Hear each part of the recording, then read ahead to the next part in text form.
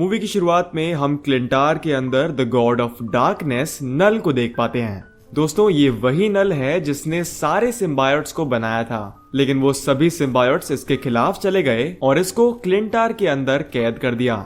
सारे सिम्बायोट्स नल के खिलाफ हो गए एक्सेप्ट जेनोफेज। जेनोफेज भी नल की ही क्रिएशन है, लेकिन वो अभी भी नल के फेवर में ही थे। अच्छा, अब नल को यहाँ से छूटने के लिए कोडेक्स चाहिए। कोडेक्स बेसिकली एक चाबी है जिसका इस्तेमाल करके नल खुद को यहाँ से फ्री कर सकता है, और वो कोडेक्स किसी और के पास नहीं बल्कि अपने एडी के पास है। तो नल एक जेनोफेज को अर्थ पर भेजता है ताकि वो एडी को वहां पर लोकेट करे और कोडेक्स को उससे ले आए। इसके बाद कहानी जाती है एडी की ओर। एडी मेक्सिको में किसी बार के अंदर मौजूद था और इस समय वो MCU यानी कि मार्वल सिनेमैटिक यूनिवर्स के अंदर था। दोस्तों, ये वही सीन है जिसे हमने स्पाइडरमैन नो वे होम के पोस्ट क्रेडिट सीन में देखा था। एडी यहाँ के बारटेंडर से थैनोस के बारे में बात कर रहा था कि कैसे उसने केवल एक चुटकी में आधी पॉपुलेशन खत्म कर दी थी। मगर तभी वो समय आता है जिस समय पर डॉक्टर स्ट्रेंज ने नो वे होम में अपने स्पेल का यूज किया था। तो एडी MCU से शिफ्ट होकर वापस से अपने ओरिजिनल यूनिवर्स में आ पहुंचता है। एडी अभी भी मेक्सिको के अंदर ही था और वो उसी MCU वाले बार में मौजूद था। यहाँ पर आकर वेनम एडी के लिए एक अच्छी सी ड्रिंक बनाने लगता है, लेकिन एडी वहाँ चल रही न्यूज में देखता है कि पैट्रिक मुलिगन नाम के एक आदमी के मर्डर केस में पुलिस एडी को ढूंढ रही है। एडी इस खबर को सुनते ही सोचने लगता है कि वो पुलिस से कैसे बचेगा। काफी देर सोचने के बाद एडी वेनम से बोलता है कि हम लोग यहाँ से न्यूयॉर्क जाएंगे। वहाँ पर एडी एक जज को जानता है जिसका इस्तेमाल करके ये लोग अपनी बेगुनाही को प्रूव करवाएंगे। तो एडी वहाँ से निकलता है, पर रास्ते में उसे कई सारे कुत्तों के भौंकने की आवाज आती है। पास ही में एक कारखाना था और अंदर जाकर एडी देखता है कि वहाँ पर कई सारे कुत्ते कैद हुए पड़े थे। मगर तभी पीछे से 3 गुंडे आते हैं जो कि एडी पर बंदूक तान देते हैं। वो एडी को यहाँ से जाने के लिए बोलते हैं, पर एडी उन्हें वार्न करता है कि मेरे अंदर एक ऐसा जानवर है जो अगर बाहर आ गया तो वो तुम सबकी खोपड़ियों को खा जाएगा। लेकिन वो गुंडे एडी की बात नहीं मानते और एडी वेनम का रूप ले लेता है। यहाँ पर ये उन तीनों गुंडों से फाइट करते हैं और साथ ही साथ उन सभी कैद कुत्तों को आजाद कर देते हैं। और अब क्योंकि वेनम को काफी भूख लगी थी तो वो अंत में उन सभी गुंडों को पकड़ता है और उनकी खोपड़ियों को खा लेता है।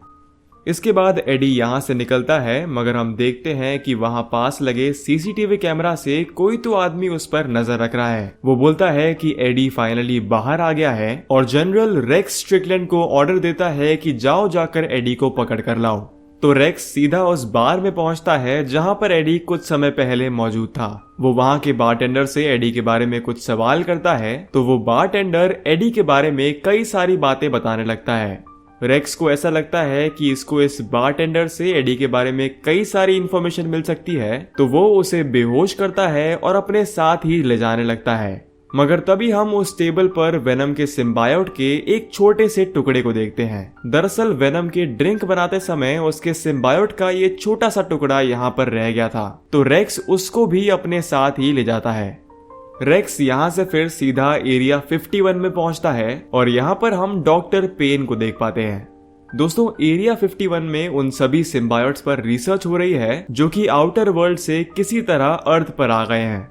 रेक्स और डॉक्टर पेन एरिया 51 में ही काम करते हैं और जब ये लोग अपनी स्पेशल अंडरग्राउंड फैसिलिटी में जाते हैं तो हम वहां पर उन सभी सिम्बायोट्स को देख पाते हैं जिन पर ये लोग रिसर्च कर रहे हैं। डॉक्टर पेन की बैक स्टोरी बहुत दर्द भरी है। आज से कई साल पहले उसके भाई का ये सपना था कि वो एलियंस पर रिसर्च करे, लेकिन एक दिन लाइटनिंग उसके ऊपर आकर पड़ी और पेन के भाई की मौत हो गई। और पेन असल में सिम्बायोट रिसर्चर बनी ही अपने भाई के सपने के लिए है। इसके बाद ये लोग एक रूम में पहुंचते हैं जहां पर एक ऐसा आदमी मौजूद था जिसे एक सिम्बायोट ने सक्सेसफुली अपना होस्ट बना लिया है, और ये आदमी कोई और नहीं बल्कि पैट्रिक मलिगन था। पैट्रिक मलिगन वही है जिसे टॉक्सिन सिम्बायोट ने मरने की हालत में छोड़ दिया था। असल में ये लोग जब पैट्रिक को यहाँ पर लाए थे तो वो मर चुका था, लेकिन एक सिम्बायोट ने इसे अपना होस्ट बनाया और उसे वापस से जिंदा कर दिया। इसका मतलब यहाँ से ये पक्का होता है कि सिम्बायोट्स मरे हुए लोगों को भी जिंदा कर सकते हैं। ये लोग जैसे तैसे पैट्रिक से बात करने का ट्राई करते हैं तो वो इन्हें बताता है कि नल को खुद को कैद से आजाद करने के लिए कोडेक्स की जरूरत है और उसने वो लेने के लिए जेनोफेज को यहाँ पर भेजा है। कोडेक्स इस समय वेनम के पास है और अगर वो गलती से भी जेनोफेज के हाथ में लग गया तो नल इस पूरे ब्रह्मांड में वापस से अंधेरा ले आएगा। तो पैट्रिक इन्हें वार्न करता है कि कोडेक्स किसी भी हालत में जेनोफेज के हाथ में नहीं लगना चाहिए। इसके बाद हम एडी को देखते हैं जो कि न्यूयॉर्क जा रहे एक प्लेन के बाहर चिपका हुआ था, पर तभी जेनोफेज वेनम के कोडेक्स को डिटेक्ट कर लेता है और इस प्लेन पर आ पहुंचता है और यहाँ पर आमना सामना होता है वेनम और जेनोफेज का।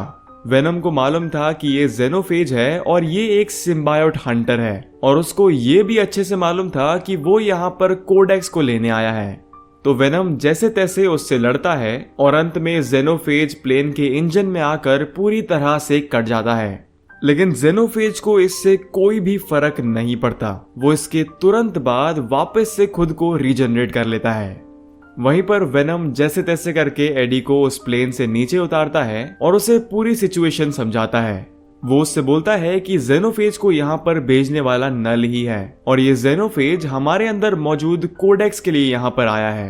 अगर ये कोडेक्स उसके हाथ लग गया तो नल पूरे ब्रह्मांड को तहस नहस कर देगा, लेकिन अगर हमें इस कोडेक्स को पूरी तरह से डिस्ट्रॉय करना है तो हम दोनों में से किसी एक को मरना पड़ेगा। जब तक हम दोनों साथ हैं ये कोडेक्स भी हमारे अंदर ही रहेगा। साथ ही वेनम बोलता है कि अब मैं अपने ट्रू फॉर्म में नहीं आ पाऊंगा, क्योंकि जैसे ही मैं तुम्हारी बॉडी को टेक ओवर करूंगा वो जेनोफेज हमें डिटेक्ट कर लेगा और वापस से यहाँ पर आ जाएगा। यहीं पर चलते हुए एडी को एक घोड़ा दिखता है तो वेनम उस घोड़े को अपना होस्ट बना लेता है और यहाँ पर हम वेनम हॉर्स को देख पाते हैं।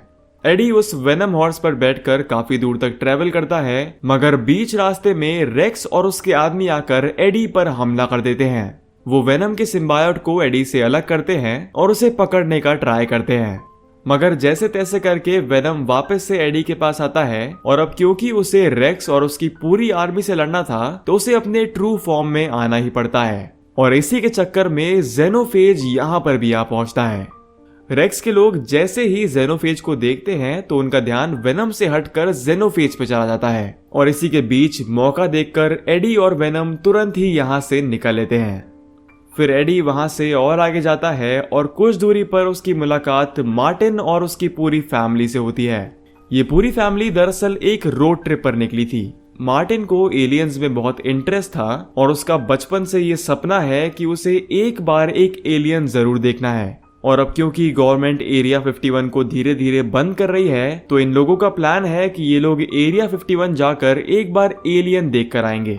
मार्टिन एडी से बोलता है कि न्यूयॉर्क तो नहीं, लेकिन मैं तुम्हें लास वेगस तक जरूर छोड़ सकता हूँ। एडी इसकी बात को मान लेता है और ये लोग यहाँ से वेगस की ओर निकल जाते हैं।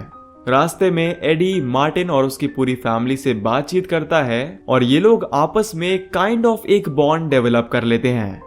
काफी समय ट्रैवल करने के बाद ये लोग फाइनली वेगस पहुंचते हैं और जाते जाते मार्टिन एडी को अपनी स्लीपर्स भी ऑफर करता है।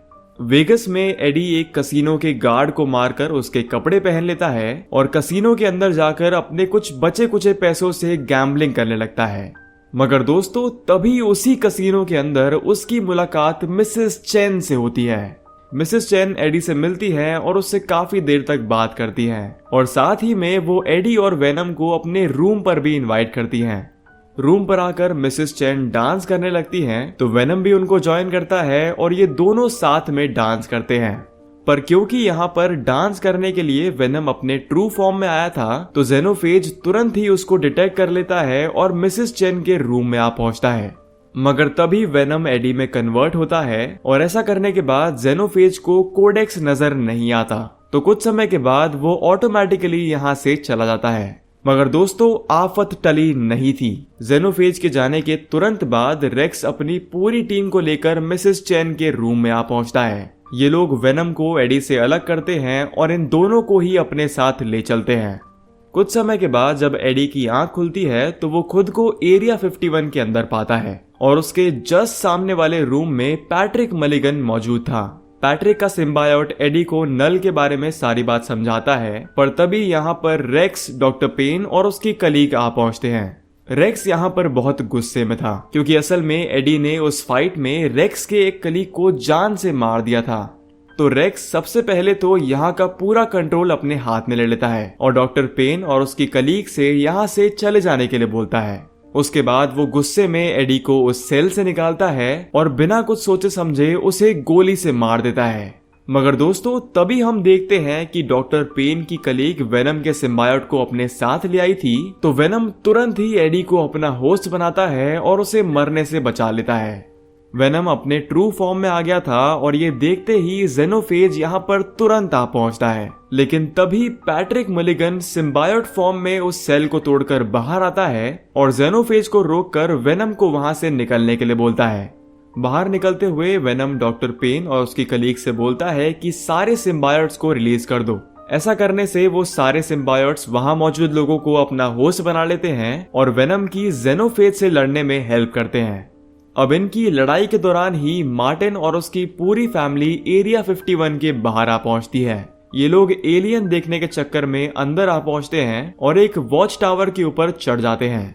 काफी देर तक वहां वेट करने के बाद जब एलियन नहीं आते तो ये लोग निराश होकर वहां से निकलने लगते हैं, मगर तभी वेनम और सारे सिम्बायोट्स जेनोफेज से लड़ते हुए इनके जस्ट सामने आ पहुंचते हैं। मार्टिन का बेटा उस लड़ाई में एडी को देखता है और तुरंत ही उसे पहचान लेता है। अब दोस्तों जेनोफेज काफी ज्यादा स्ट्रॉन्ग था, तो एक अकेला जेनोफेज ही मोस्टली सारे सिम्बायोट्स को खा लेता है और उसके बाद वो कई सारे जेनोफेजेस को सिग्नल भेजता है और वो सब भी यहाँ पर आ पहुंचते हैं। इस लड़ाई के बीच में ही जेनोफेज मार्टिन फैमिली वाले वॉच टावर को गिरा देता है और वो पूरी फैमिली गिरने लगती है, लेकिन एडी वहां पर जाकर जैसे तैसे करके इन सब की जान को बचा लेता है। इसके बाद वो कुछ समय और जेनोफेज से लड़ता है, लेकिन वो सारे जेनोफेजेस काफी ज्यादा स्ट्रॉन्ग थे। अंत में वेनम इस डिसीजन पर आता है कि वो खुद को सैक्रिफाइस करेगा क्योंकि वो किसी भी हालत में नल को कोडेक्स देना नहीं चाह रहा था। तो वो एडी से अलग होके उन सभी जेनोफेजेस को अपने साथ ही एसिड टैंक की ओर ले जाने लगता है। रेक्स वहां का एसिड चालू करता है और धीरे धीरे वेनम वहां पर मरने लगता है। अंत में इस जगह पर बहुत जोर का धमाका होता है और वेनम की यहाँ पर मौत हो जाती है। इसके नेक्स्ट डे एडी की आंख एक हॉस्पिटल में खुलती है। वहां पर एक पुलिस ऑफिसर आकर एडी से बोलता है कि तुमने बहुत बहादुरी वाला काम करा है और इसी चक्कर में हम लोग तुम्हारे ऊपर से सारे इल्जाम हटा रहे हैं। एडी उस हॉस्पिटल से बाहर निकलता है और पूरे रास्ते में उसे वेनम की बहुत याद आ रही थी। वो उन सभी अच्छे और बुरे मोमेंट्स को याद कर रहा था जो कि उसने अपने बेस्ट फ्रेंड के साथ बिताए थे। और इसी नोट के साथ ये मूवी यहीं पर खत्म होती है। दोस्तों अब बात कर लेते हैं इस मूवी के मिड क्रेडिट और पोस्ट क्रेडिट सीन के बारे में। मिड क्रेडिट सीन में हम नल को देख पाते हैं जो कि बोलता है कि अब तुम्हारा चैंपियन मर गया है और अब मेरी बारी है इस पूरे ब्रह्मांड में वापस से अंधेरा लाने की। एंड में हम नल का चेहरा देखते हैं और ये सीन यहीं पर खत्म हो जाता है।